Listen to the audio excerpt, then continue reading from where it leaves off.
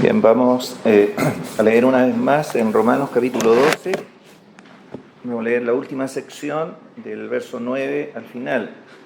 Capítulo 12, verso 9 hasta el verso 21.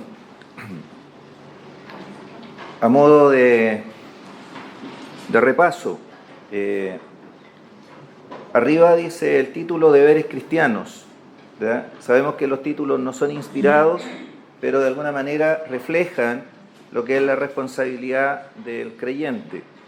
Y veíamos que en el verso 1 y 2 nosotros tenemos el primer deber. El verso 1 y 2 nos habla del primer deber del cristiano, que es la dedicación, la consagración al Señor, la transformación y la renovación, es decir, nuestra relación con el Señor. Del verso 3 al 8 está mi relación con la iglesia. Mi segundo deber es con la iglesia. ¿Cómo ejercito mis dones? Se mencionan 7 dones, los vimos la semana pasada así a grosso modo. Ya no hay dones aquí mencionados espectaculares, a diferencia de Romanos 12. Seguramente, porque la diferencia entre una carta y otra son 4 años más o menos, a lo mejor ya los dones espectaculares están pasando. Y en el verso 9 hasta el 21 está el tercer deber o nuestra relación con los demás, con el prójimo. ¿Cómo debo comportarme? ¿Cómo debo relacionarme con los demás? Vamos a tomar unos 2 versos hoy día, sin agotar obviamente el tema, pero yo quisiera solicitarles ver más o menos cuántos deberes, usando la misma palabra, tenemos nosotros con los demás. ¿Cuántos deberes? En algunos versos hay un trío de cosas que se nos piden en un solo verso. Yo creo que hay más de 20 deberes que se mencionan acá. No es fácil contarlos, pero más o menos para ver la magnitud de nuestro deber hacia los demás. Verso 9. El amor sea sin fingimiento. Aborreced lo malo, seguid lo bueno. Ahí hay un trío. Amaos los unos a los otros con amor fraternal, en cuanto a honra, prefiriéndoos los unos a los otros. En lo que requiere diligencia, no perezosos, fervientes en espíritu, sirviendo al Señor. Gozosos en la esperanza, sufridos en la tribulación, constantes en la oración, compartiendo para las necesidades de los santos, practicando la hospitalidad. Bendecid a los que os persiguen, bendecid y no maldigáis. Gozaos con los que se gozan, llorad con los que lloran. Unánimes entre vosotros, no altivos, sino asociándoos con los humildes. No seáis sabios en vuestra propia opinión. No paguéis a nadie mal por mal. Procurad lo bueno delante de todos los hombres. Si es posible, en cuanto dependa de vosotros, estad en paz con todos los hombres. No os venguéis vosotros mismos, amados míos, sino dejad lugar a la ira de Dios. Porque escrito está, mía es la venganza, yo pagaré, dice el Señor. Así que, si tu enemigo tuviere hambre, dale de comer. Si tuviere sed, dale de beber. Pues haciendo esto, ascuas de fuego amontonarás sobre su cabeza. No seas vencido de lo malo, sino vence con el bien el mal. Hasta ahí la lectura, que el Señor nos ayude y nos bendiga su palabra. Como podemos ver, ¿verdad?, estos deberes hacia los demás son hartos. Ahora, frente a estos requerimientos, porque en realidad son requerimientos y responsabilidades no traspasables, son responsabilidad de cada uno. Por ejemplo, el verso 1 a 2, es mi responsabilidad personal presentarme a Dios. En el verso 3 al 8, es mi deber personal ejercer los dones que el Señor me ha dado. Y hermanos, en este sentido, cada uno, ¿verdad?, dijimos, tiene un don. A veces no son dones espectaculares, como el de servir, como el de hacer misericordia, como el de repartir. Eso ni siquiera se necesita una habilidad especial, todo lo podemos hacer, pero la característica del hermano o la hermana que tiene ese don es que lo hace constantemente. Y yo les hacía ver algo que yo había aprendido esa semana, de que generalmente nosotros pensamos, voy a hacer un repaso, de que nosotros somos parte de la iglesia y somos miembros del cuerpo de Cristo, lo que es cierto. Pero acá, en el verso 5 del capítulo 12, dice, así nosotros, siendo muchos, somos un cuerpo en Cristo, la iglesia. Mire, dice después, y todos miembros los unos de los otros. O sea, no solo soy miembro del cuerpo de Cristo, yo soy miembro de ustedes y ustedes son miembros míos. Y cuando yo ejerzo mi función como miembro, lo beneficio a ustedes, y cuando ustedes ejercen como miembro, no solo de la iglesia, sino de los hermanos, ustedes también benefician a su iglesia y a cada hermano en particular. Por lo tanto, cada uno que deje de hacer su don está haciendo que el otro trabaje el doble. Hay hermanos que trabajan tras escena, ¿verdad? Como decíamos, ni se notan, pero cuando dejan de hacer su trabajo, sí se notan. Y cada uno de estos dones están dados para la edificación del pueblo de Dios. Y uno no debe envidiar un don, ni tampoco desear un don que uno no tiene, porque el Señor le va a pedir cuenta por el don que le dio a uno. Y debemos ejercerlo. Ahora, cuando nos sentamos desanimados, cuando sintamos que no somos capaces, porque esto no se puede hacer, hermanos, por nuestra propia naturaleza, por nuestra propia fuerza, y cuando lo intentemos, vamos a fallar el mismo número de veces que lo intentemos en nuestra fuerza. Y nos vamos a desanimar, nos vamos a desalentar, porque en nuestras energías no podemos. Es simplemente con la ayuda del Espíritu Santo. ¿Y cuál es el argumento? ¿Cuál es el incentivo más grande que nos pone Pablo aquí? En el verso 1 está: os ruego, hermanos, por las misericordias de Dios. Es porque Él ha tenido misericordia de nosotros, es que Él nos pide que hagamos esto. ¿Y cuántas misericordias, verdad, hemos tenido en el Señor, en su gracia, pero día a día también las tenemos? Así que yo quisiera, hermanos, hablar del verso 9, y quisiera también hablar del verso, ¿dónde está? 11. 9, 10 y 11 podría ser, someramente. Lo primero que se nos pide en relación a los demás, dice, el amor sea sin fingimiento, aborrecer lo malo, seguir lo bueno. Aquí no dice ni especifica a quién amar. Dice, el amor sea sin fingimiento. Porque después habla del amor fraternal, ¿no es cierto?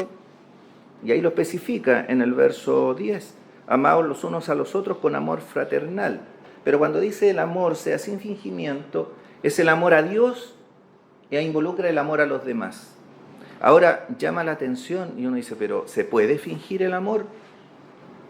Si aquí Pablo está diciendo que no debe ser fingido, es porque sí se puede. Y se lo está dirigiendo a toda la iglesia en Roma. Entonces, ¿es posible? Sí. Pero yo quisiera antes hablar de qué tipo de amor está refiriéndose el apóstol aquí. Y los que saben, ¿verdad?, los que estudian, nos ayudan y nos dicen que el amor ahí se refiere al amor más alto, al amor de máxima calidad, que es el amor divino. Ágape es la palabra. Nosotros tenemos una palabra para definir amor, ¿verdad? Una sola. Yo amo a mi familia, yo amo el chocolate, amo la cocina, amo los trabajos, y todo lo ponemos como amor. Pero los griegos, ¿verdad? Yo leía que ellos, el idioma griego fue muy específico y Dios utilizó este lenguaje, el idioma griego, para que se escribiera el Nuevo Testamento. Y ellos usan 8 palabras para definir el amor. 8, o sea, dependiendo del contexto. Pero hay 4 que son las más utilizadas, y de esas 4, 3 solamente son usadas en la Biblia. Eros, el dios del amor de los griegos, con su contraparte Cupido por los romanos. Eros era amor. Ese eros, esa palabra amor, no está nunca usada en la Biblia. ¿Qué tipo de amor es ese? Ese es el amor más básico. Es el amor romántico, sensual, pasional, corporal que no tiene nada que ver con el amor de Dios. Por eso no se usa nunca en la Biblia. Ese es el amor erótico, que tiene un componente básicamente sexual, que tiene que ver con los instintos muchas veces de las personas. Y algunos dicen, mire, estoy enamorado, y en realidad es un amor erótico. Ese término, que es el más bajo en cuanto a ese del amor, no se utiliza en el Nuevo Testamento. Después viene la palabra filos, o fileo, ¿ya? Que significa amor, pero este es el amor hacia profundo, el afecto, el cariño, hacia no solo los hermanos en la fe, hacia las personas con las cuales uno intima o tiene relación. Cuando uno llega a querer a alguien, ¿verdad?, profundamente, ese se usaba no eros, ni ágape, ni estorge, que es la otra palabra, sino filos. De ahí viene Filadelfia, ¿verdad? Que hay una ciudad que se llama Filadelfia que justamente era amor entre hermanos. Entonces, cuando se habla de filos, es el amor entre amigos, entre conocidos, que es profundo, es un afecto profundo, que a través de los años se llega a tener. Y después viene la palabra estorge, S-T-O-R-G-E, que es la que se usa en el verso 10, dice, que es este amor entre la familia, el amor que le tiene el padre a un hijo, el hijo a un padre, el esposo a la esposa, el amor que se tiene entre hermanos. Se utiliza aquí en el verso 10, pero en el verso 9 está la palabra ágape, que este es el amor que pertenece a Dios. Mire, este es un amor, este amor nos pide Dios, o Pablo, Dios a través de Pablo, que tenemos que presentarle a las demás personas. Nosotros hablamos mucho del amor, pero yo creo que cuesta mucho amar como Dios ama. Yo tengo afecto a las personas que me caen bien. Yo he dicho, hay personas queribles. Es fácil quererlas, tienen un carácter tan lindo, inclusive en el mundo. Hay personas que tienen un carácter muy especial, ¿ya? Y uno dice, qué linda esta persona. Y es fácil quererla. Amar a mi familia no es difícil, porque son de mi sangre. Amar a los hermanos ya puede ser un poco más difícil, pero uno dice, pero son los hermanos. Pero cuando tengo que amar a alguien que según yo no merece ser amado, y cuando leímos más adelante que tenemos que bendecir aún al que nos hace daño, y que a nuestro enemigo, si nos pide algo, tenemos que darle, ¿somos capaces? Y hasta ahí nos llega el amor. Entonces este amor ágape, ¿sabe cuándo funciona? Cuando ya no es mi familia, cuando no es mi hermano, cuando no es mi amigo, cuando es esa persona que es indiferente para mí, que a veces uno dice, no merece que lo amen. Ahí nace el amor divino. ¿Por qué? ¿Cuál es la característica de este amor? Este amor es inmerecido. Nosotros tendemos a amar a las personas que se merecen ser amadas, ¿verdad? Y nosotros tenemos el amor porque, ¿verdad? Yo te amo porque tú me haces sentir tan bien. Siempre estamos pensando en nosotros. Te amo porque me regalas cosas, me tratas bien, por eso yo te amo porque. Dios no nos ama porque. Dios nos amó de manera inmerecida. El amor de Dios es inmotivado. No había motivos en nosotros para que Dios nos amara. ¿Sabe dónde encontró Dios el motivo para amarnos? En Él. El amor se radica en Dios. Dios es amor. Cuidado que hay una versión Nueva Era que dice el amor es Dios. Eso es antibíblico. El amor no es Dios. Dios es amor. Eso es bíblico. Su naturaleza, su esencia es amar. Y Dios nos amó no mereciendo absolutamente nada. Nuestro amor, el amor de Dios es inmerecido e inmotivado. No lo ganamos. Y de este amor quiere que Dios lo mostremos a ciertas personas que no se lo merecen, que no se lo han ganado y que no tenemos ni siquiera motivos para amarlos. ¿Y dónde encontramos ese amor? ¿Está en nosotros? No. Por eso hay que leer Gálatas capítulo 5. El fruto del Espíritu es amor. Solamente el Espíritu de Dios nos puede capacitar para amar así. A veces uno dice, yo amo tanto a esta persona, pero a veces es un sentimiento. Y en la Biblia el amor ágape no es un sentimiento, no es una emoción. Puede estar acompañado de una emoción, pero siempre va a ser una acción. El amor de Dios es movimiento, es en acción. De tal manera amó Dios al mundo que ha dado. Siempre hay algo. Este amor ágape es inmotivado, es inmerecido, es incondicional.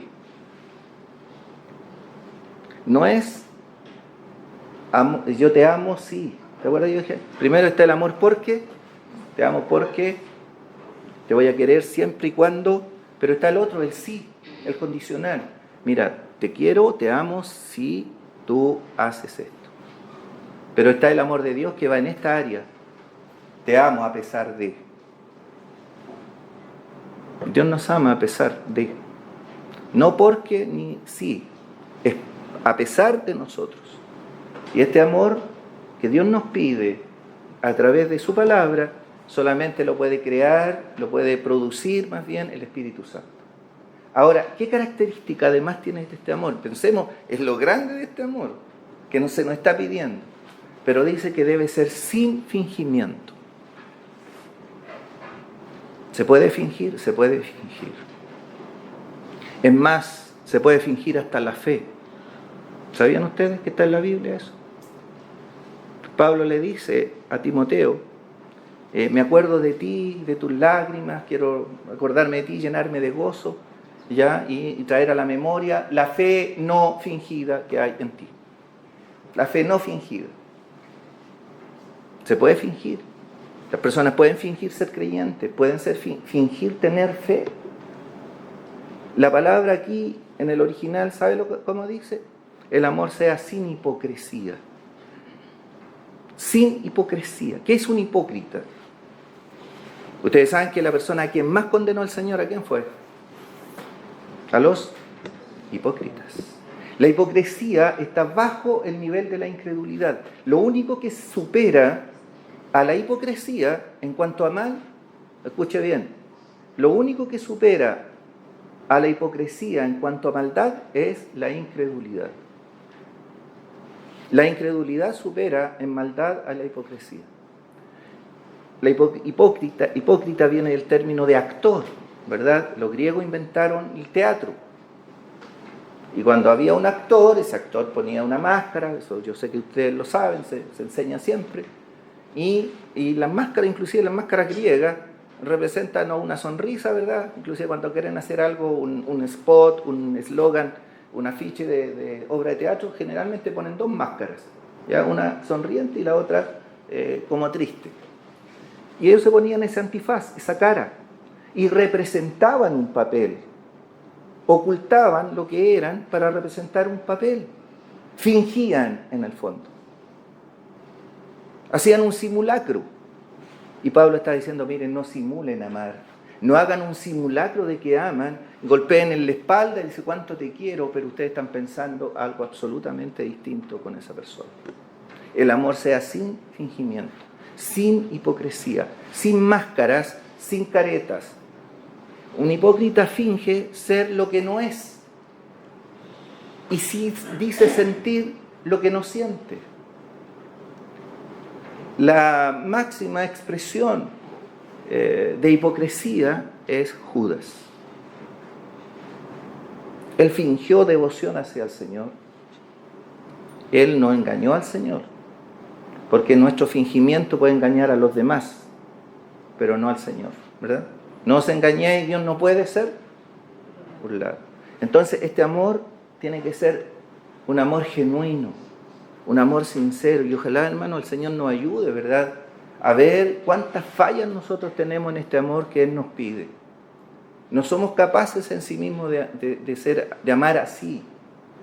Y una cosa que quiero hacer una salvedad, esto no es que exijamos el amor en estas características hacia nosotros, es el amor que yo debo darle a los demás, porque es fácil decir, no, la Biblia dice que deben amarme así. No, la Biblia dice cómo yo debo amar a los demás. Es difícil, pero con la ayuda del Señor se puede. Tiene que ser un amor sincero. Tiene que ser un amor genuino, real. La palabra, no sé, la han escuchado seguramente, ¿verdad? ¿De dónde sale la palabra una persona sincera? ¿Verdad? Se habla de que los comerciantes romanos, cuando vendían porcelana o vendían, ¿cómo se llama esto? De cerámica, algunas vasquillas, cuando se resquebrajaban, ellos le ponían cera, del mismo color, y ahí estaba agrietada, pero ellos la vendían como perfecta. Engañaban, en el fondo. Los compradores más audaces tomaban y la ponían al sol, y si se derretía la cera, aparecía la fisura. Entonces, los comerciantes que eran honestos, a su vajilla, a su artefacto, le ponían una palabrita y decía, sin cera. No tenía cera, no estaban engañando. De ahí viene. A veces nosotros ocultamos nuestras fisuras, ocultamos nuestras grietas, ¿verdad? Y fingimos. El Señor no quiere eso. Ustedes saben que en Mateo 23, el Señor hace una condenación súper fuerte contra los fariseos y los escribas, y los llama hipócritas. El lugar donde mejor se puede dar la hipocresía, ¿saben dónde es? Es en las iglesias. Es aquí donde nosotros podemos fomentar o poder aparentar la hipocresía. Este es el lugar apropiado. Como dijo un hermano, nosotros no somos los cristianos de día domingo los que estamos aquí, somos como somos en la casa. Esa es nuestra real condición. No digo que acá tengamos que actuar igual. Acá hay un lugar, ¿verdad?, que como decíamos el domingo a los niños en la escuela dominical, por entrar acá ya hay una connotación distinta de respeto y de reverencia. Pero nosotros no podemos fingir. Y dice, el amor sea sin fingimiento. Luego dice, en esta tripleta que hay ahí, o triada, aborreced lo malo. Y un término fuerte. Dicen que significa retroceder horrorizado frente a lo malo. Nosotros estamos tan acostumbrados hoy día con la televisión que hemos perdido la capacidad de admirarnos, de sorprendernos. Casi hay un deseo morboso en la gente de mirar asesinatos, peleas, inclusive dicen que hay algo en la naturaleza del ser humano cuando va a ver los incendios, no ayudan en nada, pero está mirándolo. Los psicólogos dicen eso, estudian esas cosas, los sociólogos. Pero acá dice aborrecer lo malo. ¿Y qué es lo malo? Lo malo es todo aquello que hace daño y perjudica a mí o al prójimo. Y aquí está diciendo aborrecer, odien. Nosotros siempre estamos hablando del amor primero, ¿verdad? Pero ahora está diciendo que tenemos que aborrecer con un odio profundo lo que es malo. Mire, cada persona que ama a la vez aborrece. Es casi contradictorio, ¿verdad? Dios ama y Dios aborrece también. Y cuando yo amo al ser querido, voy a aborrecer todo lo que le haga daño a ese ser querido, ¿o no? Si yo amo a mi hijo, voy a aborrecer todo aquello que le pueda provocar daño. Entonces, aquí lo que tenemos que aborrecer fuertemente, horrorizarnos y retroceder, porque dicen que esa es la palabra, retroceder, aterrorizado, horrorizado, frente a la maldad, frente a lo malo. Nosotros no debemos complacernos en lo malo. Un proverbio, no recuerdo cuál es, pero dice, los necios se mofan del pecado.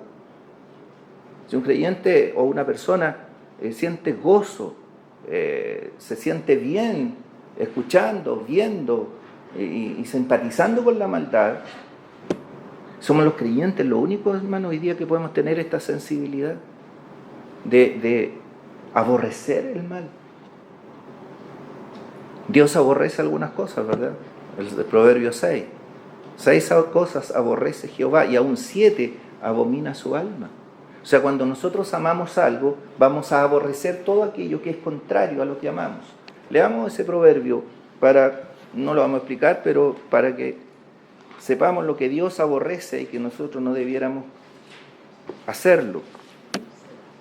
Proverbios capítulo 6.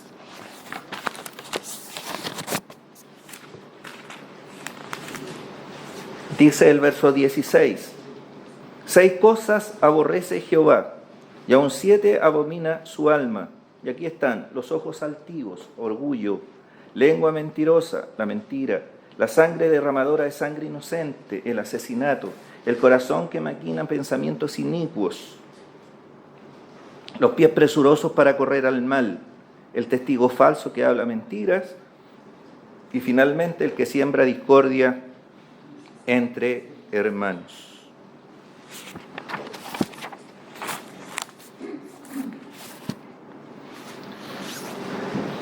El Proverbio 8.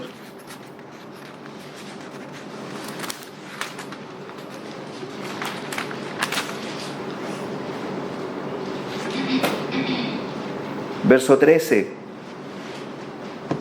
El temor de Jehová es aborrecer el mal. El temor de Jehová es aborrecer el mal. ¿Qué más? Dice el proverbista: la soberbia y la arrogancia, el mal camino y la boca perversa aborrezco.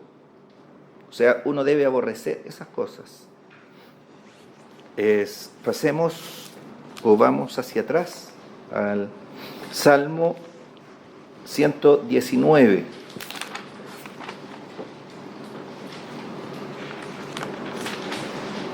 Verso 63.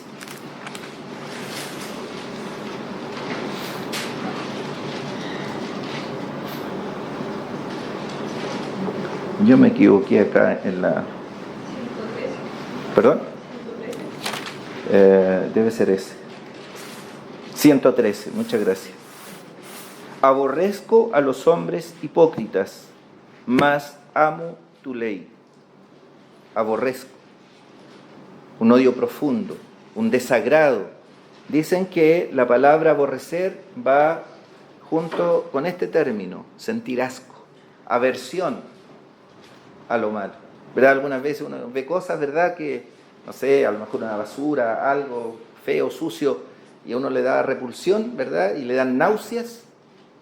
Así debiera ser cuando uno ve lo malo o escucha la maldad. No debiéramos sentir agrado, un rechazo, un asco.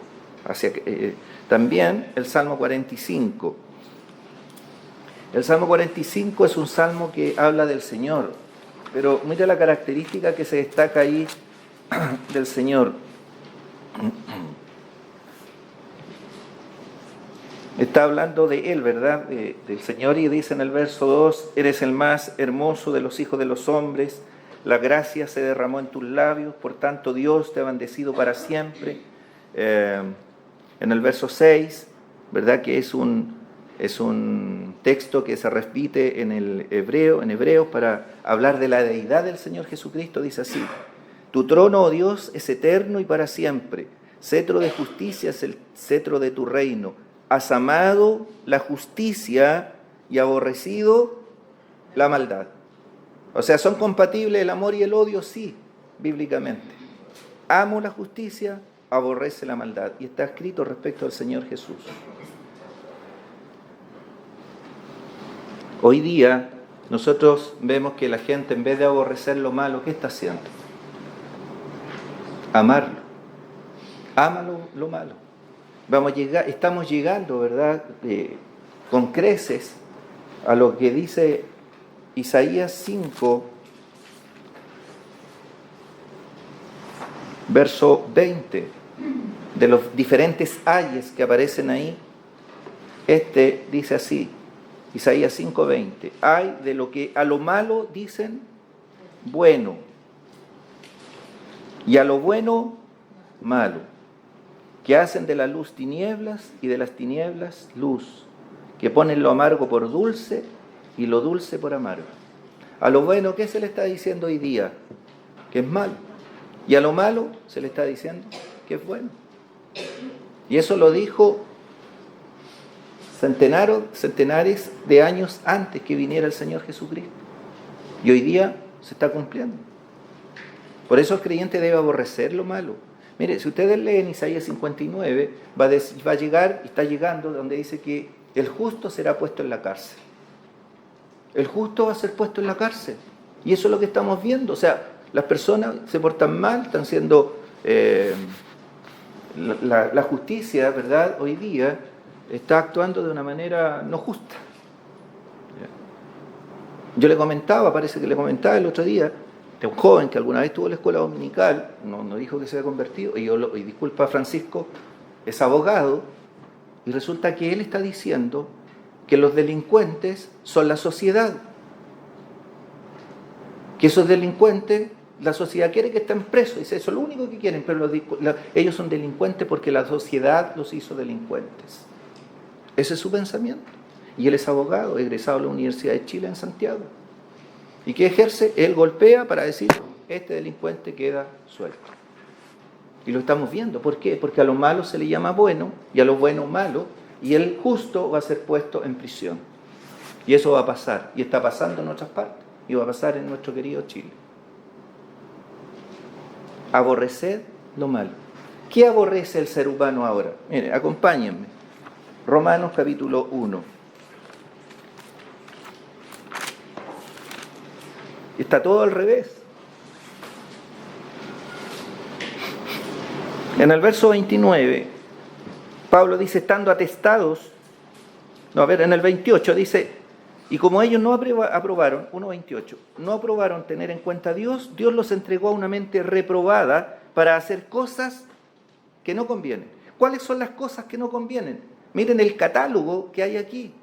Aquí hay un catálogo de cosas que no convienen. Las voy a leer y ustedes enumérenlas. ¿Cuántas se mencionan? Estando atestados de toda injusticia, fornicación, perversidad, avaricia, atestado de toda injusticia, fornicación, perversidad, avaricia, maldad, llenos de envidia, homicidios, contiendas, engaños y malignidades, murmuradores, detractores, aborrecedores de Dios, injuriosos, soberbios, altivos, inventores de males, desobedientes a los padres, necios, desleales, sin afecto natural, implacables, sin misericordia. ¿Cuánto hay hasta ahí? 22, 18, 23. Ya, de nuevo tienen que contarla. No le voy a decir la tarea. Pero dice ahí en el verso 30, murmuradores, detractores, aborrecedores, ¿de quién? De Dios. Aborrecer lo malo. ¿Y ellos qué están haciendo? ¿Qué está haciendo el ser humano? Aborreciendo a Dios.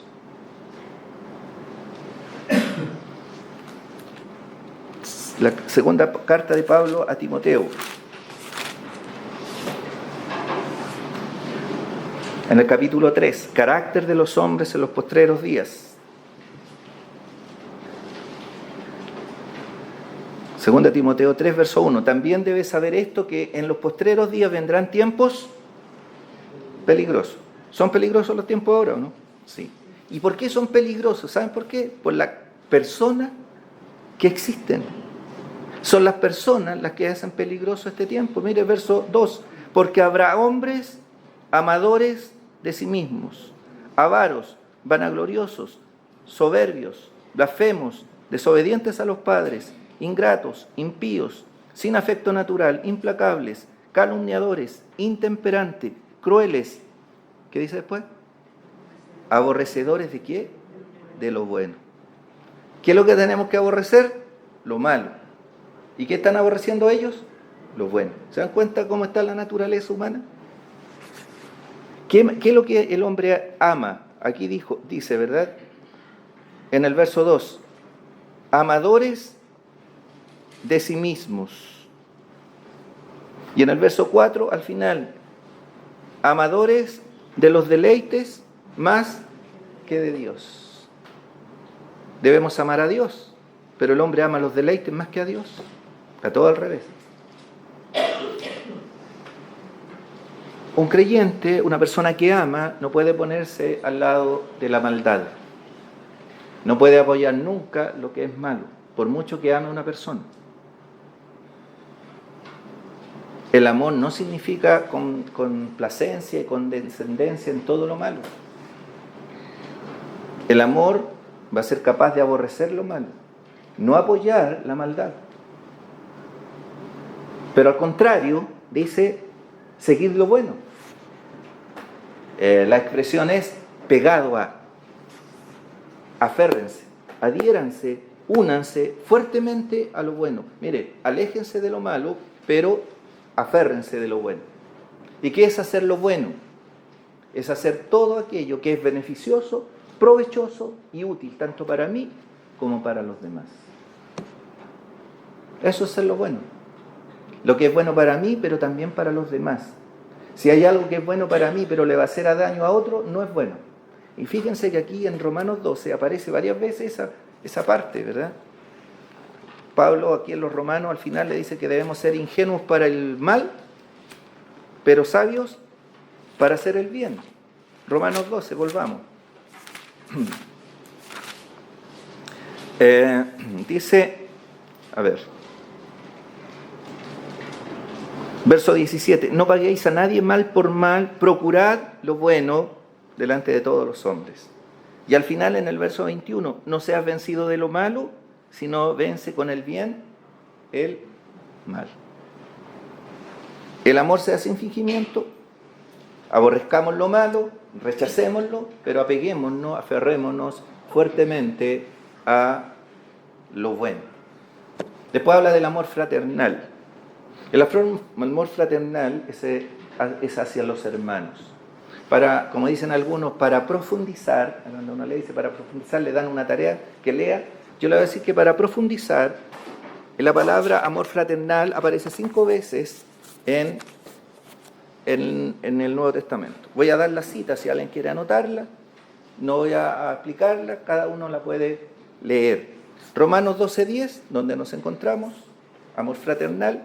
Primera Tesalonicenses 4:9, Pablo le dice que a los tesalonicenses: yo no tengo nada que enseñarles respecto al amor fraternal, ustedes han aprendido de Dios. Primera de Pedro 1:22, ahí también habla de amor fraternal no fingido. Segunda de Pedro capítulo 1, del verso 5 al 7, y Hebreos 13, verso 1. Ahí están las 5 partes. Y pues rápidamente el verso 11. En lo que requiere, ahí hay otro trío, en lo que requiere diligencia, no perezosos, fervientes en espíritu, sirviendo al Señor. ¿Qué cosas requieren diligencia, hermanos? Aquí diligencia es solicitud, prontitud. La versión dice, en lo que requiere diligencia, no quedándose atrás. Un perezoso, un flojo, un cómodo es el que se queda atrás, el que se retrasa voluntariamente. A lo mejor muchos de nosotros nos hemos retrasado en cosas que antes hacíamos. ¿Qué han dejado de hacer? ¿Qué he dejado de hacer? Dicen, no, yo hacía esto antes, yo tenía solicitud, pero a lo mejor nos describe este verso. En lo que requiere diligencia, no perezosos. Hay un proverbio, el proverbio 6, también lo pueden leer, donde a los perezosos se nos pide que miremos un ejemplo. Mira la hormiga, oh perezoso. Perezoso, ¿cuándo te levantarás de tu sueño? ¿Cuándo dejarás de dormir? Y dice, así vendrá tu necesidad como caminante. El perezoso tiene excusa, las podríamos ver en el proverbio. Dice que el perezoso se cansa de llevar la cuchara a la boca. Se le cae el techo, se le llena de maleza la casa, porque dice el león está afuera. O sea, para inventar excusa el flojo va a tener montones. Pero hermano, yo pensaba, ¿qué cosas requieren diligencia en la vida espiritual? ¿Requiere diligencia orar? ¿Leer? ¿Estudiar la palabra? ¿Congregarse? ¿Servir? En lo que requiere diligencia, no seamos perezosos. Profundice cada uno. Fervientes en espíritu. La palabra ferviente viene de hervir. Yo no me califico de fervoroso, ni de entusiasta. Pero el Señor quiere que uno sea entusiasta en las cosas de Dios. Maldito el que hace indolentemente la obra de Jehová. Así está escrito. Maldito el que hace indolentemente, sin sentir, sin apasionarse. Nosotros somos apasionados. Y dice uno, oye, a mí me apasiona esto. Pero en las cosas de Dios no tenemos el fervor. Estamos apagados. No tenemos la pasión. Ahora alguien puede decir, es que yo, ¿sabes? No tengo esa personalidad, porque por ahí hay una tipología de las personalidades, ¿no es cierto? Está el flemático, está el circunspecto, no sé cuánto, tipología. Y uno dice, sí, yo soy así más o menos, soy. Pero aquí Pablo está diciendo a toda la iglesia. No está diciendo, mira, los que tengan esta personalidad pueden hacer esto, a los que tengan este otro, no, es para todos. Fervientes en espíritu. Apolos es un ejemplo de esto. Apolos llegó a Corinto, ¿verdad? Y era fervoroso de espíritu y hablaba con elocuencia la palabra de Dios. Hervían, eso significa. Cuando hierve, todos sabemos eso, burbujean, ¿verdad? Así debemos ser nosotros, fervorosos en las cosas de Dios. Luego dice, sirviendo al Señor. Sirviendo como esclavos, porque esa es la idea. Y quiero terminar. Quiero hacer una pregunta que ahora la he meditado unos hermanos. ¿Nosotros somos esclavos o somos voluntarios del Señor? ¿Trabajamos como voluntarios o como esclavos? No somos voluntarios, somos esclavos. Nosotros suavizamos la palabra. Mire, por ahí hay un libro que escribió John MacArthur que se llama Esclavo. Y él explica por qué en un momento se sacó de la Biblia la palabra esclavo, literalmente. Porque Pablo cuando escribió y ponía Pablo, siervo de Jesucristo, nosotros decimos, es un siervo del Señor. No, la palabra es Pablo, esclavo de Jesucristo. Y cuando hablaba de siervos siempre decía, son esclavos. Y a nosotros no nos gusta eso. Entonces decimos, somos siervos. Pero siervos con derechos, siervos con horario, siervos con voluntades propias. Ahora, nosotros no somos voluntarios. Los bomberos son voluntarios del cuerpo de bomberos. Ellos se ofrecieron solos. Aquí cuando nosotros nos convertimos pasamos a ser no voluntarios, pasamos a ser siervos, pasamos a ser esclavos. Y hay una diferencia fundamental entre un siervo y un voluntario. El voluntario escoge cuándo, cómo y dónde servir. ¿Dónde, cuándo y cómo? El esclavo no puede. El esclavo no tiene derecho a descansar. No tiene derecho a renunciar. No tiene voluntad propia. Ni tiene derecho a agradecimiento. Lean, por favor, hermano, Lucas capítulo 17, el verso 7 al 10. Dice, el deber del siervo. Ese es el siervo incondicional. Y el Señor dice, si alguno de ustedes tiene un siervo que está arando y todo el día, y después llega a la casa, ¿acaso el amo le dice, mira, siéntate y come? No. Le dice, cámbiate la ropa, vienes pasado, transpirado, cámbiate la ropa, viene hediondo, pasado a, no sé, a pastor, lo que esté, cámbiate la ropa, cíñete y sírveme a mí. Pero es que viene cansado, no importa. Cíñete, cámbiate la ropa y sírveme. Y una vez que haya comido yo, puedes comer tú. Y el Señor le dice esta frase, ¿acaso le da las gracias? Pienso que no. Entonces, hermanos, cuando usted haga algo y yo algo y no nos den las gracias y no nos reconozcan y no tomen en cuenta nada de lo que nos hemos hecho, no importa. Porque nosotros no merecemos tratos especiales. Ni reconocimiento a lo que estamos haciendo. No podemos esperar reconocimiento. El reconocimiento, ¿quién lo va a dar? El Señor. Y después solamente dice, cuando hayan hecho todo lo que han hecho, dijo el Señor que teníamos que decir, siervo inútil, recién. O sea, después de haber hecho toda la pega, todo el trabajo. Si lo hicimos, siervo inútil. Y si no somos ni siquiera, yo creo que quedamos en puros inútiles nomás, no en siervos, porque no alcanzamos a hacer lo que el Señor nos pide. Hubo un hombre, termino con esto, un siervo de Dios en la antigüedad, sirvió al Señor mucho tiempo en un país muy lejano, pasó muchos problemas y él un día regresó, cansado, viejo, con achaque, y venía con su señora y venía en un tren. Coincidentemente en uno de los carros venía una celebridad presidencial, un primer ministro, no sé qué, y toda la gente estaba afuera esperándolo y él pensaba que lo estaban esperando a él.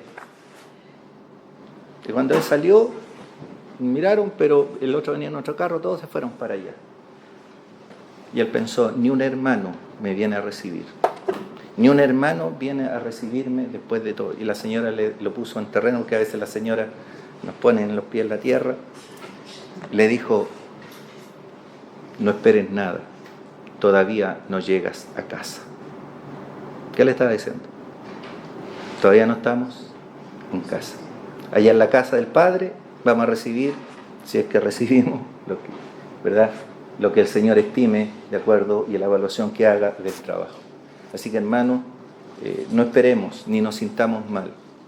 Cuando alguien no reconoce, cuando alguien no da las gracias, cuando alguien a lo mejor puede malinterpretar lo que uno está haciendo, ojalá no tengan razón en lo que nos estén diciendo, pero el Señor va a ser el que nos va a recompensar. Si recibimos los aplausos aquí, el Señor dice, ya recibieron su recompensa. Que el Señor nos bendiga.